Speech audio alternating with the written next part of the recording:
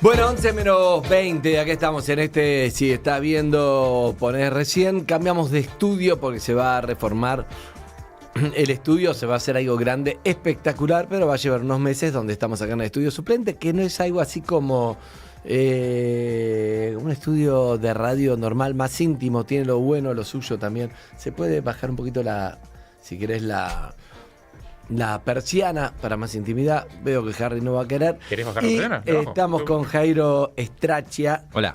¿Cómo estás, Jairo? Buen día, ¿cómo andas? Buen día.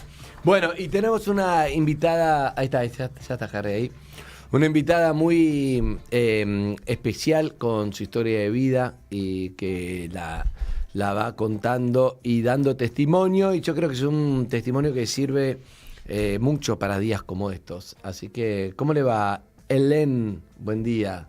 Estoy bien, gracias. ¿Cómo están ustedes? Bien, Hélène, te voy a poner si Sí. se escucha bien. Sí. Ahí está, te acerco. Bien. Ok. Bueno, ¿cómo introducimos esto?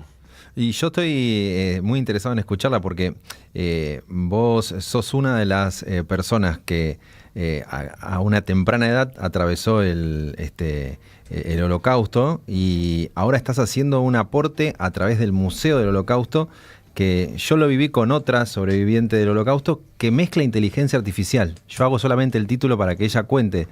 No sé cómo hacen, pero de golpe vos vas a tener un video de ella donde le vas a poder preguntar cosas a la pantalla y no sé cómo te lo va a contestar. Eso es algo importante. ¿Estoy diciendo bien? Sí, es así. Inclusive para después. Claro.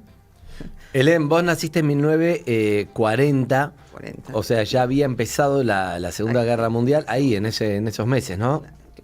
No, 5 meses antes Por había eso. empezado la guerra y yo nací 5 meses, siempre lo digo para que se puedan ubicar, 5 meses antes de que entraran los nazis a París. A París, bien.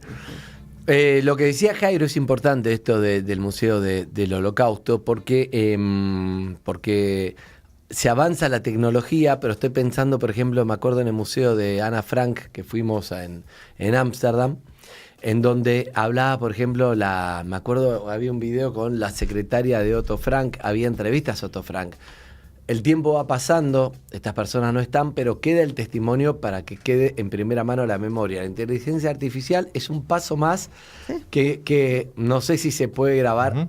Se puede grabar porque ella está, no sé si se puede grabar a posteriori de lo que ya se hizo o se podrá, pero está bueno porque es que el día de mañana la gente te pueda preguntar y vos contestes, ¿no? Y que quede ese testimonio porque vos lo viviste en primera mano. Claro, ese es el propósito, es el objetivo, ¿no?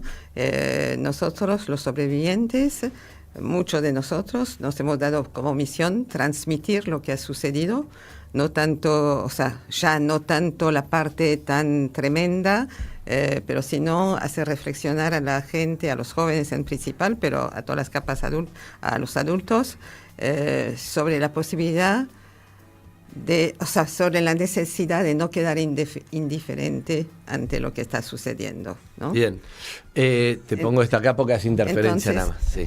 Entonces, hacer ese tipo de entrevista interactiva es una forma nueva de hacer testimonio que servirá para cuando ya no haya más testimoniantes. Mirá, vos creciste a la par de este tremendo momento. Justo me agarrás en un momento donde a mí me encanta ver documentales, la historia, me encantan los documentales de la Segunda Guerra. No haberlo vivido es otra cosa, ¿no? Pero justo estaba viendo el de Churchill en la Segunda Guerra, ¿no? Entonces, hay algo, no importa el documental, pero hay algo que él decía, me gustaba como discurso, que es, tenemos que tener muy en claro que no puede ganar el mal. No importa cómo, nosotros no nos podemos rendir, como sí le pasó a Francia, porque no puede, este tipo es un loco psicópata y no puede ganar. Esto se trata del bien o el mal, y tenemos que entender de qué lado estamos. Me pareció fascinante porque, visto los tiempos que corren hoy en el mundo, no sabemos a dónde nos puede llevar, si algo así se puede repetir, pero claro, es un tipo que empieza votado, hablando, echándole la culpa a los judíos de los males económicos que tiene su país, y esto va creciendo, y a medida que un tipo tan autoritario, un psicópata con apoyo de la gente, va tomando más poder, cada vez es más difícil de manejar. Eso es lo que decía Churchill, ¿no? Entonces digo, nunca sabes si se puede repetir algo así en el futuro, ahora, y mucho menos uno lo ve y dice, sí, el antisemitismo, o sea, se ve por todos lados, entonces hay que tener cuidado. Entonces el testimonio de Hélène Gutkowski, así se llama, nacida en París cuando 5 meses después que empieza esta Segunda Guerra Mundial, es importante. Y ahora sí, Hélène, contanos tu historia, cómo es crecer y qué es lo que tiene tu historia de particular, que quiero que lo cuentes vos. Mi historia, lo que tiene de particular es que soy de las más jóvenes de los sobrevivientes y fui una sobreviviente niña, más exactamente una niña escondida. ¿Qué es lo que llamamos niños escondidos? Son niños que tenían entre 0 y 12 años cuando empezó la guerra. Muchos de ellos, los más chiquitos, no tienen una memoria real de la guerra porque nos hemos olvidado, no lo hemos vivido, o sea, como algo que entendíamos, y nuestra memoria, estoy hablando de los chicos que tenían entre 0, como yo, y 5 años más o menos. Muchos de nosotros lo que sabemos es por lo que nos han contado los que sobrevivieron. Ese es mi caso, pero yo no estaba satisfecha con ese saber, por eso estoy haciendo lo que estoy haciendo, indagando cada vez un poco más en mi propia historia para saber. Bueno, entonces, contestando a tu pregunta, nací en el 40, mis padres habían llegado de Polonia unos años antes, todavía no eran judíos franceses, hay una gran diferencia entre el judío extranjero y el judío que ya estaba en Francia desde hace larga data, y cuando Francia declara la guerra a Alemania por haber invadido Polonia, en ese momento Francia e Inglaterra declaran la guerra juntos el 3 de septiembre del 39, mi papá se porta voluntario como la mayoría de los hombres franceses que ya no estaban en edad de servicio militar, o de judíos o de extranjeros. Pero va a ser llamado recién en mayo del 40, unos meses después, cuando Alemania está por entrar a Francia. De todas formas, no tuvo que ir al frente porque, como dijiste antes, Francia se rindió. Entonces, al rendirse ya no había necesidad de ejército.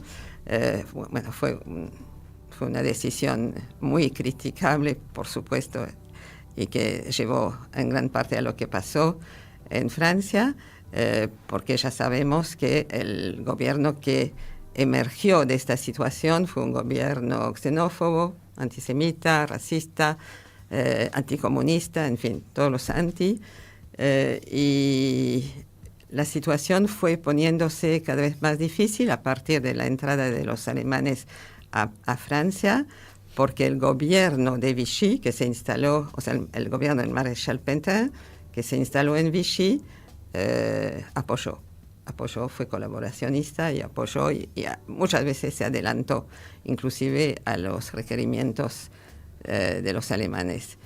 Empezó a haber restricciones cada vez más. Día a día había nuevos decretos que los judíos tuvieron que registrarse. Se creó un fichero de los judíos que se puede ver en el Memorial de la Shoah, con número, con dirección, etc. Para que se entienda, Hélène, estamos hablando con Hélène Gutkowski, que es sobreviviente, pero era una niña, pero para que se entienda por un poco de contexto que es importante. Francia no tenía, a diferencia de cuando entran los nazis a Polonia, bueno, mataron y echaron a los judíos, no echaron, los que pudieron se escaparon a los judíos, pero Francia tenía una buena comunidad de judíos, pero al rendirse entra un gobierno que lo mismo que esté Alemania dentro de Francia, y ahí empieza el mismo sistema de buscar y tratar de... Sí, eso es muy cierto. O sea, Francia fue, al entrar los nazis a Francia, Francia fue dividida en dos partes, en varias partes, pero principalmente dos. La zona norte, ocupada por los nazis, la zona sur, que se llamaba libre, pero que quedó libre por unos pocos meses, ¿no? Por poco tiempo.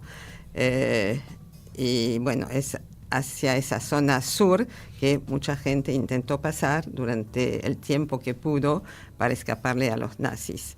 Pero bueno, volviendo a lo que decíamos antes, las leyes ordenadas por los alemanes y cumplidas por los franceses fueron increciendo, ¿no?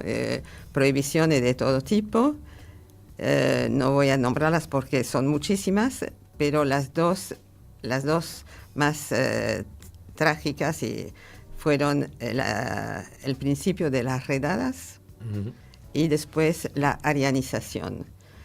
No sé si, o sea, las redadas, bueno, se decidió, un día se decide arrestar a 3.000 hombres en edad de trabajar, supuestamente para mandarlos a campos de trabajos, y eso pasó varias veces antes del 42.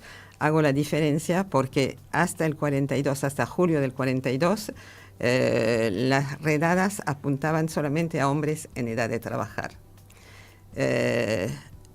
Y a partir de la gran redada, la redada del Veldiv, la que sucedió el 16 y 17 de julio del 42, las redadas apuntaron a familias enteras, ¿no? Esa fue la gran diferencia y fue un momento bisagra en que los franceses, no judíos, que hasta ese entonces no se habían metido mucho en el tema, muchos miraban para otro lado.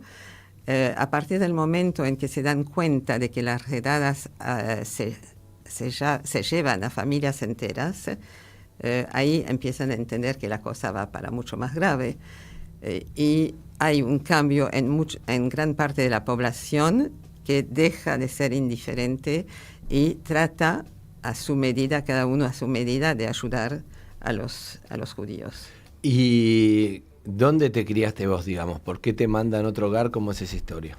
Bueno, esa redada, la de julio del 42, que fue, digamos, el punto de inflexión, en ese momento mis padres, y mi hermano, que hasta ese entonces estaban en París y no tenían idea de irse, deciden que ya no se puede quedar en París por esas redadas que ahora apuntan a familias enteras.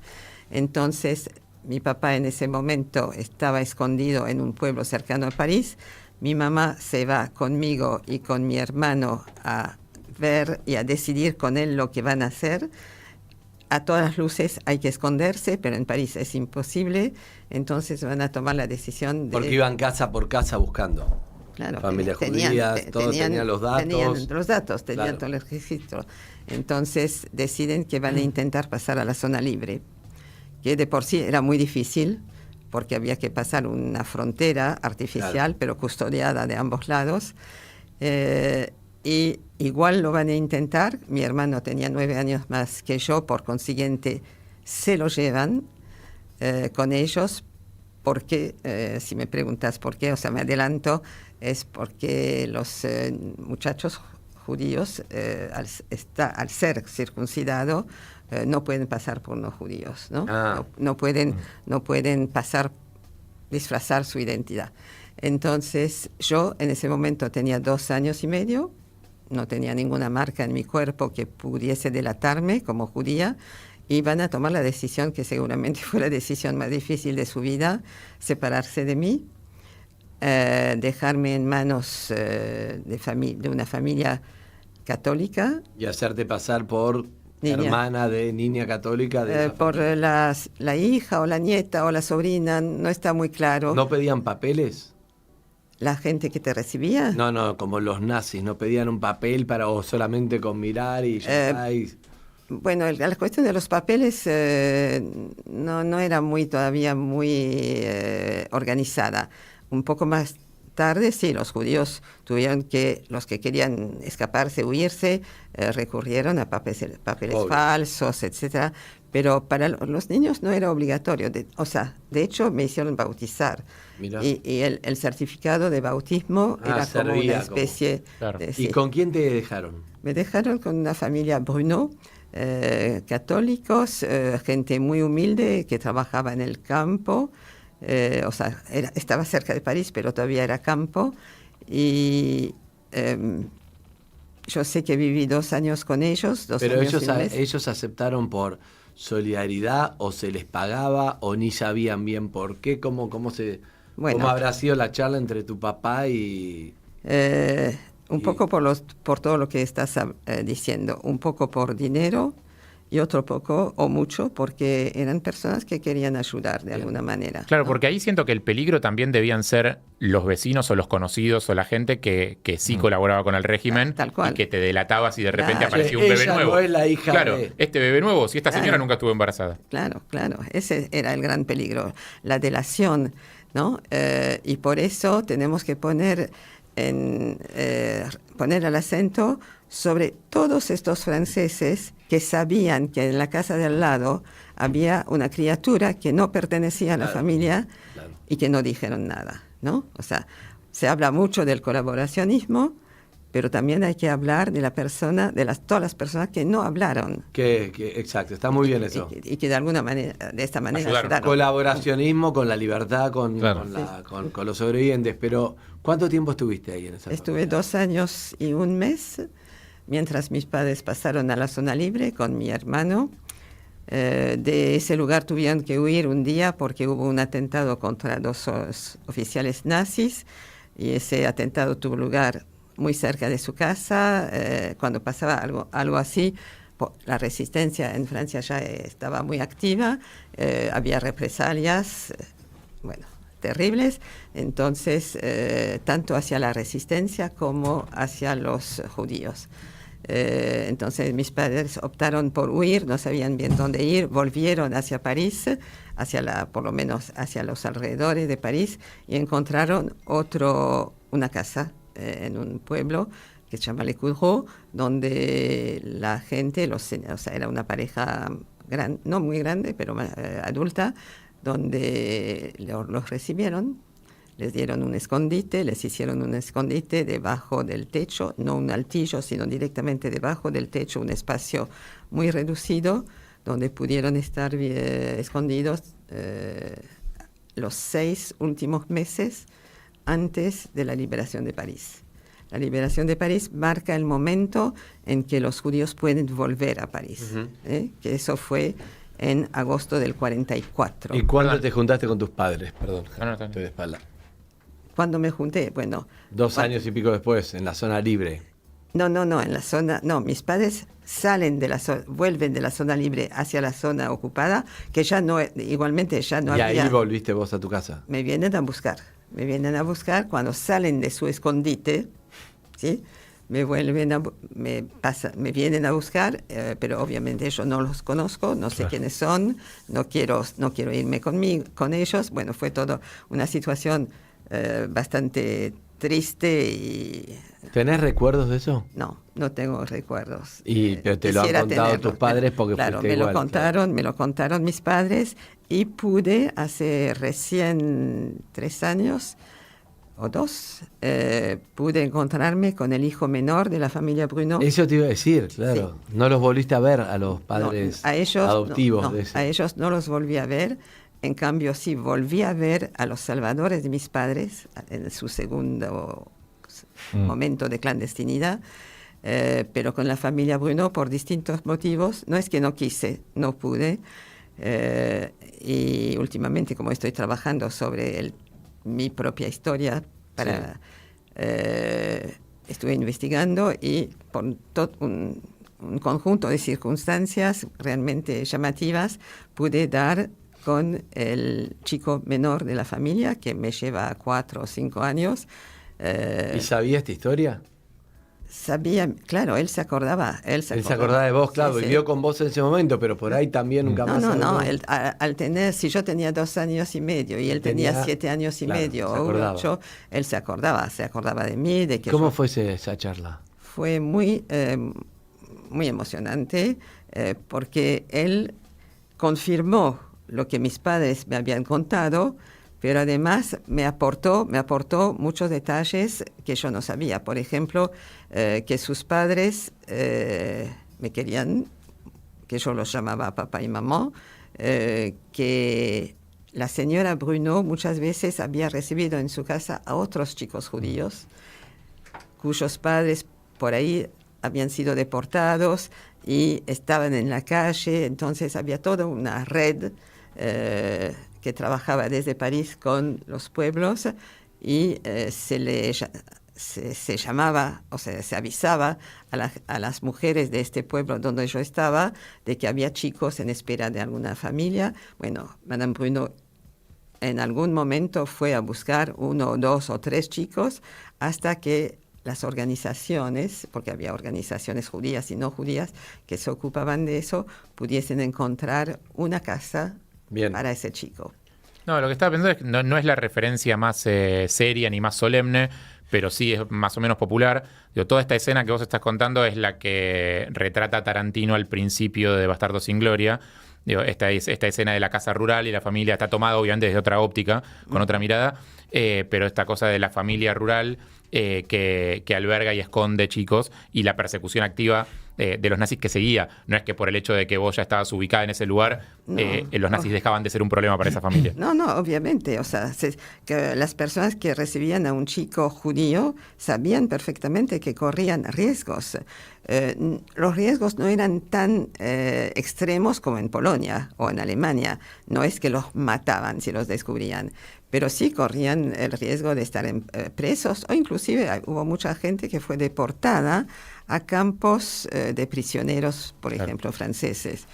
El trato no era mucho mejor, pero no corrían el riesgo de ser, de ser exterminados, ¿no? Claro. ¿Y en qué momento vienen a la Argentina? Mi historia es un poco distinta de la de los sobrevivientes en general. Los sobrevivientes en general llegaron o sea, trataron de huir, de dejar Europa, que Europa era un inmenso cementerio para los judíos. Muchos de ellos intentaron ir a Estados Unidos, a lo que era Israel en aquel momento, la tierra de Israel, y muchos a la Argentina. Igual todos con muchas dificultades porque todos los países tenían sus fronteras cerradas, ¿no? Aquí en la Argentina podían ingresar solamente quienes tenían parientes de primer grado. Pero bueno, muchos judíos intentaron por Paraguay, por Uruguay, por Bolivia, y después de un tiempito llegaron a la Argentina. Yo, en cambio, mis padres y mi hermano volvieron a París. A mí me mandaron a la casa donde ellos habían estado escondidos porque no tenían su casa, su departamento, no tenían su negocio, y las cosas estaban en un estado muy deplorable en París. Entonces me mandaron para vivir con sus salvadores durante los 2 últimos años antes de empezar el colegio. Y yo hubiese seguido viviendo en París, supongo. Hice mis estudios en París, pero un día me encontré con un muchacho argentino. Siempre lo mismo. Siempre lo mismo. Siempre lo mismo. Todo termina igual siempre. Un muchacho argentino o una muchacha argentina. No es tan casual, no hay tanta casualidad. Es que él había venido a París a visitar a unas primas de él, porque él era oriundo, o sea, él no. Sus padres, su familia era oriunda del mismo pueblo que mis padres en Polonia. Entonces teníamos cierta relación. Había algo, sí. Había algo. Bueno, ¿qué pasó con tu hermano? Mi hermano estuvo todo el tiempo... Henri, sí. Mi hermano estuvo todo el tiempo con mis padres, corriendo los mismos riesgos que ellos. Por ejemplo, el cruce de la línea de demarcación, la frontera interior, que era muy peligrosa. Él no quería hablar de la guerra, pero una unas muy pocas veces contestó algunas preguntas mías y me dijo que la frontera allí donde ellos cruzaron era un río, le Doubs, y era muy peligroso como crucé, y lograron, o sea, tuvieron la suerte de encontrar un paseur, tipo vaquiano, ¿no? Sería, que conocía muy bien la zona, el río, y los hizo pasar de noche en un barco. Y me dijo, cosa que me llamó la atención de parte de él, que habían tenido mucha suerte porque ese hombre era muy honesto. Y hace muy poco tiempo, hace 2 años, cuando estaba investigando en Francia sobre mí, pude saber que ese vaquiano, ese hombre, Monsieur Bollier, era una persona realmente extraordinaria. Ayudó a pasar no solamente a judíos, sino también a gente francesa, a comunistas que huían de los alemanes, a la resistencia, y a judíos sin cobrar nada, al riesgo de porque estaban los alemanes del otro lado. Claro. Y sin cobrar nada, cosa que fue muy poco común, ¿no? Vos me preguntabas antes. Yo te pregunté por sí, la historia de tu hermano porque no sé en qué momento, sé que tuvieron una charla, sí. pero no sé eso cuándo fue. Eso fue hace pocos años.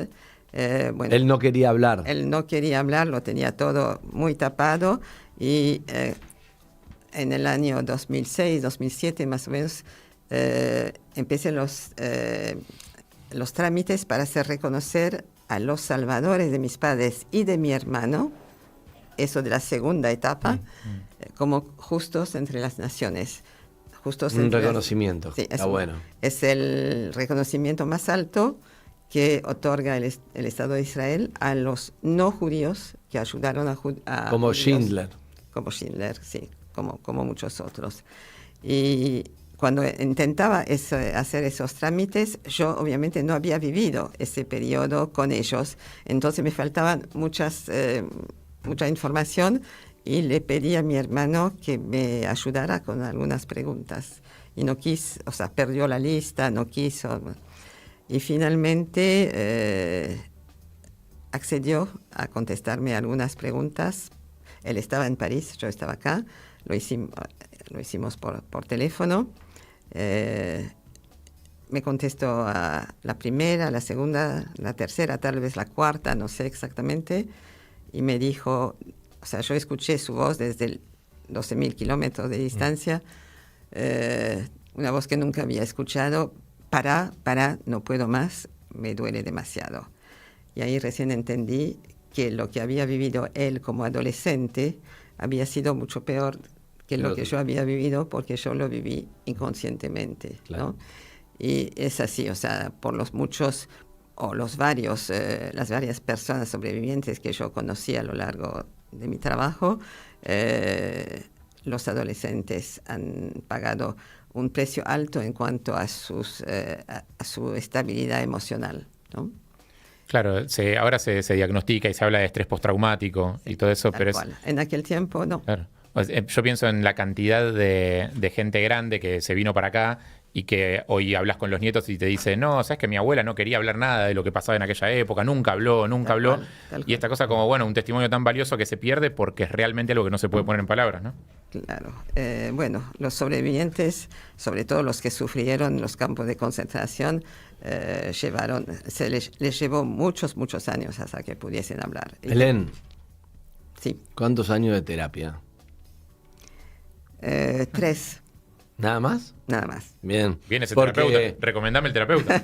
Porque de verdad, algo que uno no se acuerda, pero que imagínate el impacto donde vos te dejan con otra familia, hace que te separes de tus padres. Además, deja sensaciones, me imagino, en un chico que no me quieren mis padres, ¿por qué me tiran acá? Inconsciente, ¿no?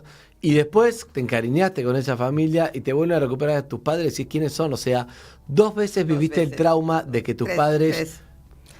3, porque también fui a vivir con... Y te fuiste, claro, sí. Pero digo, 3 veces sintiendo que no te quieren tus padres, y en realidad es todo lo contrario, te quisieron cuidar, pero por eso te digo, cuánta terapia para acomodar las fichas, es decir, no es así, todo eso hay que trabajarlo. Yo lo entendí muy grande eso, cuando ya tenía mis 3 hijos. y bueno, pasó algo y empecé a deprimirme y ahí recién entonces Empezaste a investigar tu historia. recurrí. Vos pensaste que no tenía costo. Sí. Creciste, dijiste ya está, tuve familia, bueno, eso es algo que me pasó de y chica. hasta el día de hoy, yo digo que tengo una buena, o sea, un buen organismo, porque el trauma está, pero no lo ves. No lo veo, Sí, no lo pero siento, está, pero debe estar. Está, Pero, bien. ¿qué te gustaría que le aporte a los que vayan a ver tu testimonio en el Museo del Holocausto? Más allá de, imagino, conocer la historia, pero como mensaje, ¿qué te gustaría que les transmita? Bueno, todos, desde el museo y en todos los museos del Holocausto del mundo, los sobrevivientes, lo que tratamos de hacer es de dejar el mensaje de que han existido cosas horribles, pero que han existido porque, en parte, bueno, por los locos que lo han hecho, por otra parte, por la gente que quedó indiferente o que no se quiso meter, o que, bueno, no es fácil meterse, ¿no?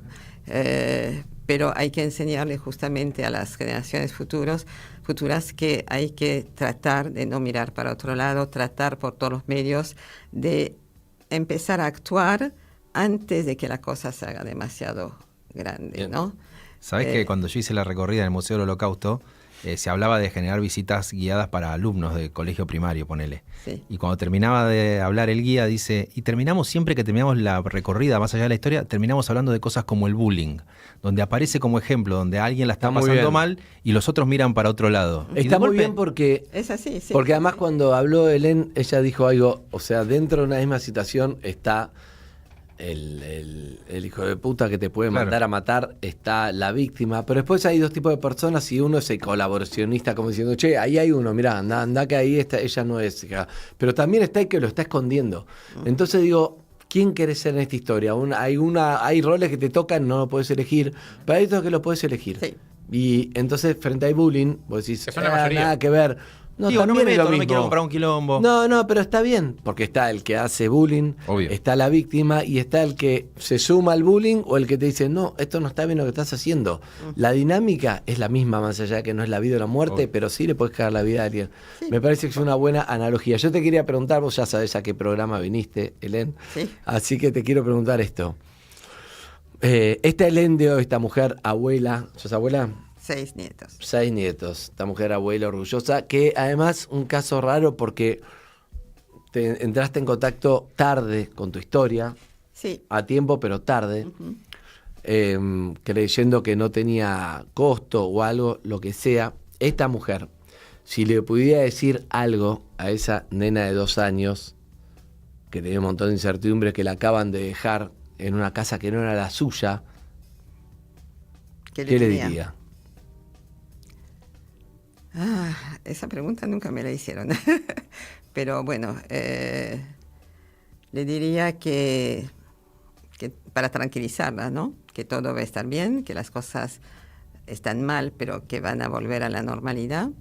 Le diría que tenga fe en la gente que está con ella, tenga fe en que sus padres van a volver y que en el mundo va a haber gente que va a empezar a pensar sobre lo que ha pasado como para justamente evitar que se vuelvan a producir semejantes separaciones. Y yo pienso, o sea, pienso que justamente como decíamos antes, que la educación es la base. Hay que tratar de cambiar algo en la educación que no le da bastante importancia a todo lo que sea bullying o estas cosas que pasan de odios. Tratar de hacerles entender a los chicos a todas las edades que hay que convivir, hay que entender al otro, hay que convivir con él. ¿Pudiste hablar con tus padres de todo esto o nunca hablaron mucho? Lamentablemente no. O sea, cuando era chica, que yo vivía con mis padres, sí. Aunque ellos no hablaban mucho. No, nadie quería hablar mucho. Hablaban de esto. con sus clientes, con los pocos familiares que habían vuelto, pero conmigo no hablaban, pero yo escuchaba. Y después cuando empecé a trabajar sobre esto, ya no estaban. Claro. Entonces no. ¿Te quedaron un montón de preguntas? Y sí. Que pude contestar a casi todas las preguntas. ¿La entendiste? Claro, fuiste Sí, pude sola. contestar porque fui a los archivos, fui investigando, pude hablar con el hijo Claro, de esa claro. familia, y porque viví muchos años, o sea, viví 2 años con la segunda familia salvadora de mis padres, y que con ellos quedé en relación toda la vida, Bien. ¿no? Entonces, eso me ayudó, digamos, a llenar los espacios que me quedaban. ¿Dónde queda el Museo del Holocausto y cómo es? ¿Tenés Si la te data lo digo, ahí? no lo sé, pero... Sí, Montevideo 919. Ahí está. Es impresionante lo que yo repito, lo que van a ver. Todo esto que ella cuenta, vos dijiste estuviste grabando como 4 horas por día, varios días seguidos. Sí. Pero vos Porque entrás, ella te va a responder. vas a verla a ella en un video. Yo lo vi con el caso que ya está, que es del de Lea Sajak, que vivió más grande el holocausto. Sí. Entonces vos ves una persona que está como sentada en un video y te dice, te sugiere unas preguntas, pero vos para joder a la máquina haces otras. Entonces le decís tal pregunta. Y no sé cómo hace, engancha y te responde. contesta. Lea Sajak tiene 94, 95 años. 97 va a 97 cumplir años. Y es un caso similar al que ella grabó, que va a estar, calculo, más adelante Buenísimo. disponible. Es impresionante. Vos te quedás ahí y decís, preguntas. No sé, preguntas desde básicas encanta. hasta ¿por qué te salvaste? Sí, Y te no, explica. sí. Hay todo Bien. tipo de preguntas, sí. Y, bueno, eso- Arroba museo, museo Shoah. Shoah. SHOA. Museo Shoah. Shoah es el holocausto. Después lo vamos a subir para la gente que quiera conocer. Bueno. ¿Cuánto hace que vivís en Argentina? un montón. 63, creo. Bien, va la pregunta difícil para cerrar. En el Mundial, ¿echaste por Argentina o por Francia a la final? Siempre es muy difícil para mí eso. Entre les deux, mon cœur balance, dicen en francés. Entre los dos, mi cuerpo, Bien, mi corazón bien. no sabe. Bueno, Se ríe Jairo. Y bueno, porque para mí esas preguntas random, como decís, ¿qué tiene que ver? Te define algo, porque en un punto estás hablando de una nena que nació en Francia, que después se vino para acá, pero todo lo que vivió, pero bueno, son una mezcla de, como todos los inmigrantes, viste que al final sos un poco de cada cosa, ¿no sos, no? No Bueno, te yo defines, diría- sos argentina, sos francesa, sos yo todo. diría que hoy soy más argentina que francesa, pero adoro Francia. Y te criaste ahí, tus Sí. padres, tu No. vida, tu hermano, Sí. todos No. estos momentos traumáticos Francia es un- son vos también. Sí, pero además Francia es un país, o sea, fuera de la política y de... Sí. es un país maravilloso. Y sí, pero la Argentina también es un país... Por También supuesto. fuera de la política. Excelente. También, sí. Excelente. Helen, gracias por haber venido. Bueno, gracias a ustedes. compartir tu historia. Fue un placer. No me imaginaba que iba a estar en ese programa algún día, así que gracias. Qué bueno. Gracias. Bueno, te devolvemos tu celular. ahora. No es el mío. Ah, no es de ella. Ah, ¿no? Sí. No. Se lo olvidó alguien. Entonces, Sí. Bueno, el ahí de fue. Sofía no hay chance de Sí, Sofía. pues, El que estaba llamando se lo olvidó, seguramente. Ah, el que estaba llamando. Seguro que lo ¿Será estaba ese? buscando. ¿El de Marcelo será? Bárbaro. No lo sé. Bárbaro. Amigos y amigas, tanda y volvemos. Urbana Play 104.3